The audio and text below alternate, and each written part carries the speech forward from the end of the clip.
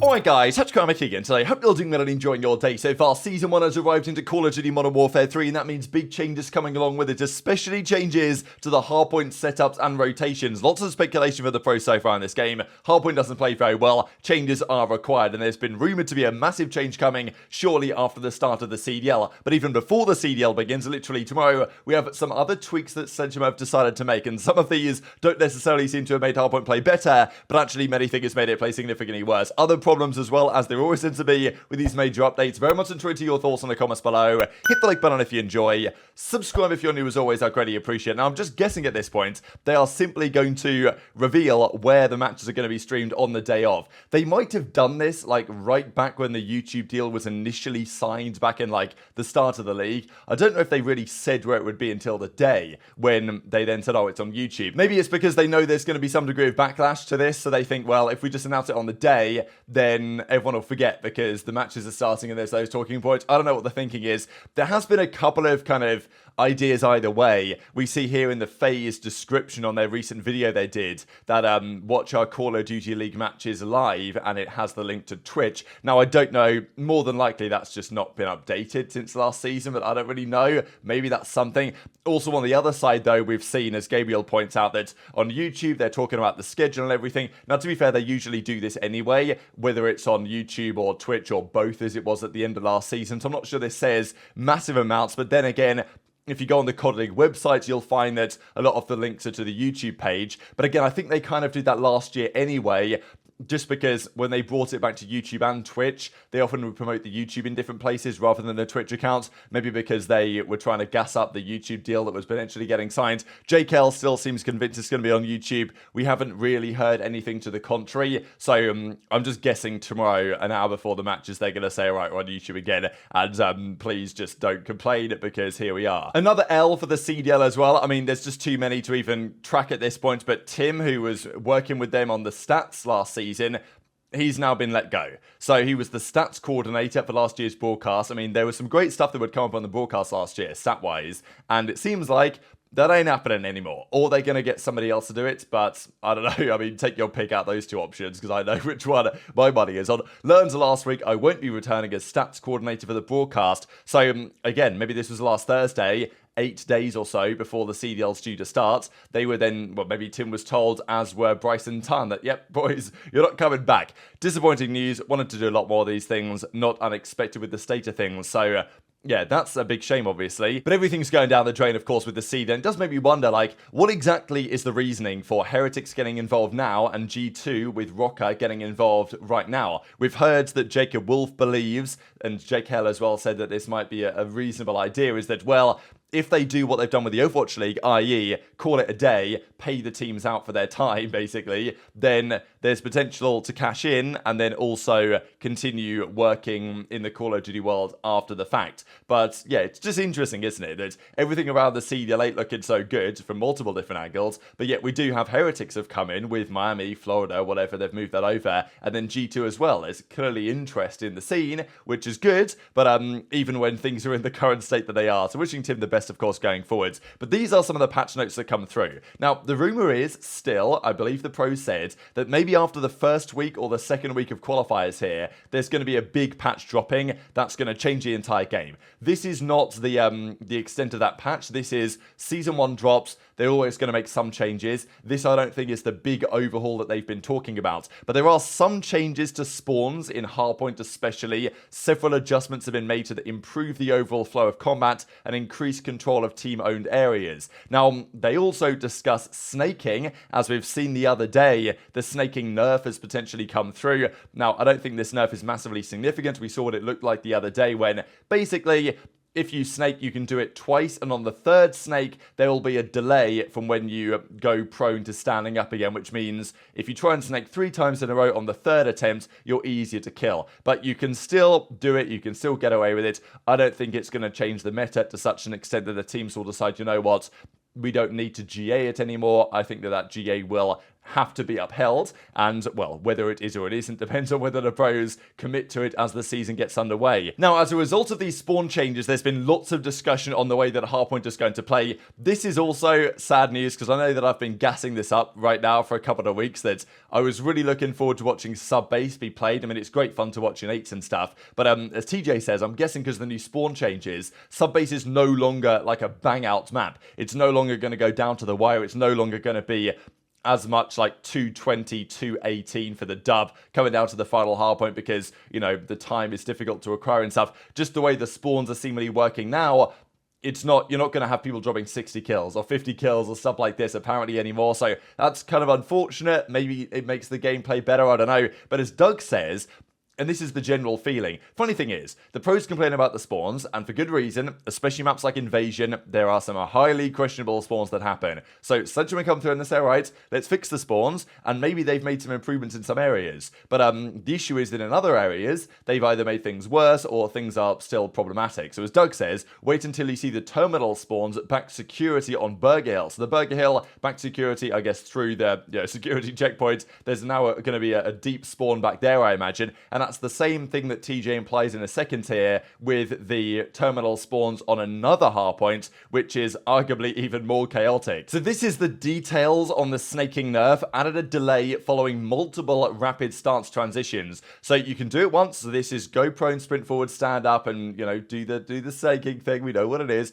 And on the third attempt, your crouch to stand will have a delay, and your prone to stand will have a significant delay. But even then, you're still difficult to kill. It's just how it generally is. So some other complaints as well. There's always complaints. The pros, whenever a patch update arrives, there's always complaints. And often for good reason, because I simply don't understand how they put things in the game, like as Bant says, if you put the CDL settings on now, the rules are just wrong, they don't work, and field upgrades don't even work either. So you've got to do it yourself, which is kind of funny. I swear it's always like this. They don't have the rules in the game at the start, they put the rules in, they don't work. Apparently you can't even throw trophies. Pretty funny as well though, because the CDL's about to start tomorrow, and you would think that when they go into this lobby with the settings and everything, they'll turn on CDL settings, but they don't work properly, so that can't happen unless they get a full CDL settings and the rules aren't perfect, which I don't know why this always happens, and then you can't use trophies. Maybe this is the way of the CDL forcing the pros to try out no trophies or whatever. I know there's been some speculation that if you got rid of trophies, that might be better for the way the game plays, enabling people to break kills a little bit easier, because no trophies, but also no smokes means nades are more powerful, stuns are more powerful. Of course, EOD actually works properly now, so the nades aren't as OP as they were right at the start of the game. They also added something else kind of wild, I'm not going to lie, that Parasite points out, the Stormender launcher. This is effectively an EMP launcher. So you can use this to destroy trophies or whatever the case might be. So as Parasite says, they added a counter to trophies in the game, the Stormender launcher. It might seem funny at first, but wonder if we could see some use to it. The issue is with the pro players, right, and you guys know this full well, that this ain't really going to happen. It's the same thing with the DDoS. We've heard the likes of Envoy promoting, look, guys, if we use this DDoS field upgrade, that can destroy the trophies, add a bit of a skill gap. If the trophy is placed well, then it won't destroy it. If it's placed poorly or like without too much thought, then the DDoS can destroy it, then the nades can come active, all this other stuff. Maybe if that's the thing, we don't need the smoke grenades. That's been all the debate around GAs. So now there's a new launcher which could potentially use EMPs, and, you know, maybe it could even be viable. Because I remember back in the day, you know, let's say Black Ops 2, someone would call in a stealth chopper, you know, streaks were allowed, someone could call in a stealth chopper on the other team, and you had to bring out the launchers. You had to bring out, usually what you'd use is like an LSAT with FMJ, and just bang 100 bullets into the thing and it would get destroyed. But it would still take one of your players, you know, 10, 15 seconds out of the game to destroy the stealth chopper. It would get a couple of kills, and that was deemed fair game. You know, you want an 1100 score streak or whatever during Black Ops 2, then fair enough, you get to call in your stealth chopper, and then you had to counter it on the other team. So I kind of miss the days where that was considered like reasonable and perfectly fine in competitive play. Now this is obviously a slightly different situation because the trophies arrive all the time with the field upgrades anyway, but it just doesn't seem like the pros are willing to consider these type of opportunities going forward. Now we've got to talk about Greece. This is one of the maps. There's Rio in the game now. There's of course Meat, and we've discussed Meat at length in the last couple of days. I'm not gonna, well, okay, I say I'm not gonna do it again, maybe I will, but here's Greece anyway. So we're gonna move on from Meat, and this is the Greece map. We can see it's kind of like HyDra in the sense that you're swimming on the outskirts of the map. It's not Santorini, it's not like Terrace. You guys remember Terrace from Advanced Warfare? That was set on Santorini. it's still a beautiful looking map. And to be honest, if you look at the way the map should play, looking at the overview and stuff, there's actually a lot of things to say positively about it. Now, there is the water, there is some interesting ways to go about it, and the pros might say, oh no, it's too much like HyDra, don't want to bother. But this is the thing, the pros complain incessantly about the current map set we have, the problems with it, the changes that might be required, and this Greece map is definitely big enough. I think it's probably giving a few of you guys Seaside vibes as well, Seaside from Black Ops 4, to which it's also kind of similar, and that was played in competitive for the entire season in multiple different game modes. So, what do you guys think about Greece? Yes, there's all this water on the outskirts, but if you actually play the map itself, then, you know, even like, it kind of reminds me a bit of Hacienda, this kind of outside water area. So, you know, how relevant is this water to the gameplay? Hopefully not massively. I know there has been talk about the actual hardpoint locations on this might require some work, but from the gameplay I've seen so far, looks pretty fun. And if we look at the map overview here real quick, so these are the images we've just seen, the map overview on the right hand side, yes, there's the water and there's like the underpass water bits, which is, okay, maybe a little bit interesting, but it's still a 3-lane map. I mean, it looks a bit messy on the overview, but there is the left lane, the middle lane, and the right lane. It's relatively clear cut, and from what people have played, I think this actually looks really rather promising. It's definitely a reasonable size. I wouldn't be surprised if it plays better than some of the current maps that we have. So hopefully Greece could find a way into the meta at some point. We shall see if the teams actually go for that, because the funny thing is often the players complain about the maps, and for good reason, but then once they've played them for a while, they kind of get used to them and they don't want to change them. But for the Major 2 cycle or something, I think that EasyMac's been trying to, you know, get the pros to try 8s on Greece just to see how it's going to go as well. Now, also, they've swapped the attacker and defender spawn positions in control on sub-base, which is a pretty big deal because they were literally entirely wrong. They just got them wrong, and they had attacker and defense on the wrong side. And as Ben says, high-rise control is pretty terrible. So I think that if sub-base could be viable, they should at least consider that. And I think the pros think that it could work if those things were changed. Now, this is the big concern that we have seen here from TG. I'll just bring these up on the big screen, I guess, to analyze exactly what happens. So here we are on Terminal. This is P1, of course, over the top side of the map. The red team, the Houston Spartans, they're in the points. They're getting the kills. It's looking good. So you've got a player that's gone down. Prolute, I guess, has gone down here. Where do you think he's going to spawn? The obvious spawn point would be probably bottom Eskies, right? You want to be close enough to your team. The spawn should be anchored somewhere there on this hard point. So, you know, you're not miles away. Maybe you spawn back here or something, so, you know, there's a chance for the other team to break, but you don't want your guy spawning too far away, or, of course, spawning behind the opposition. Where the guy actually spawns is right here. So, I don't know why. This guy spawned in Narnia, and if you guys have played, like, high-rise hardpoint, you spawn in Narnia on that map. It's actually criminal how far you spawn away from some of the points. I don't understand it. So on some of these maps, such as Invasion, maybe Terminal, sometimes you spawn too close and the spawns are a bit weird, which I get. And then the spawn for number 2 here is sensible on the blue team. But the spawn for 6 is like, you might as well just rotate at that point, you know? Like, he's so far away. It's going to take him, like, good 25 seconds to even get back to the point. I just don't really know why this, you know, why this has been changed, what the necessity is for this spawn change, but I imagine that they've tried to resolve some of the spawn issues of spawning too close or spawning looking at an opponent and stuff like this, and now they're making Terminal kind of look like high-rise where you spawn miles away. So, like, if it's predictable, sure, but I just don't think this is a sensible spawn, to be honest, for multiple different reasons.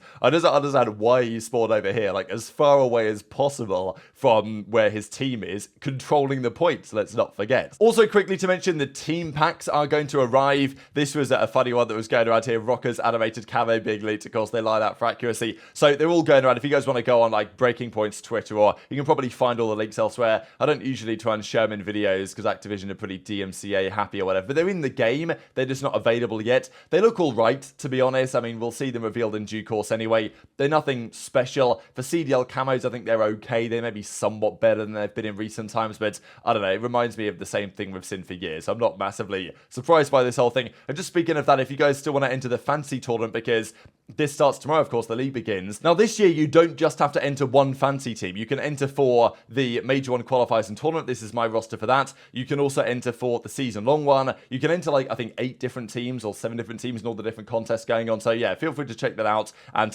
link will be in the description. All of that good stuff. But that's pretty much where we're going to leave it for today. So, very much interested in your thoughts in the comments below. Hit the like button if you enjoyed. Subscribe if you're new. Take care. And I'll see you next time.